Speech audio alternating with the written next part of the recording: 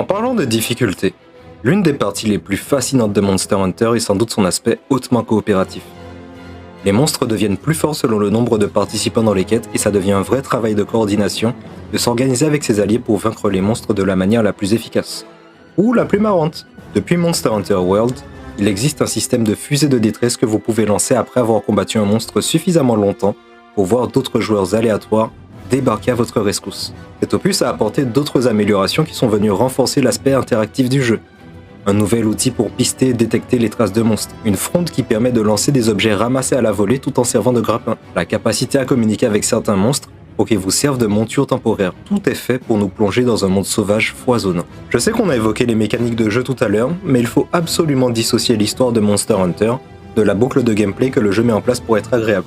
Mettons un peu de côté l'idée de bracoder toute une génération de bébés dragons pour faire un nouveau sac à main. En lisant entre les lignes, on constate que l'histoire de Monster Hunter nous met dans la peau d'une sorte de ranger, un gardien de la nature qui a agrandi ses connaissances en la matière pour permettre un équilibre fragile. Il faut être capable de discerner le moment où on doit protéger une vie et le moment où il est nécessaire d'en prendre une. Le lien que les chasseurs entretiennent avec leur proie est teinté d'honneur. L'affrontement est ultimement inévitable dans un match pour la survie. Lorsque les chasseurs abattent leur proie, ils ne gaspillent rien du tout. Ils se nourrissent de la chair, ils construisent avec les os, ils transforment les peaux en cuirasse et les crocs en lames.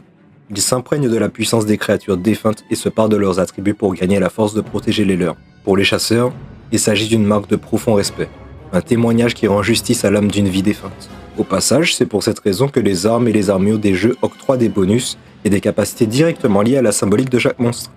Certaines armures apportent même un bonus unique lorsque le joueur porte une panoplie complète. En vrai, c'est comme si le monstre devenait votre esprit protecteur en fait, votre stand quoi.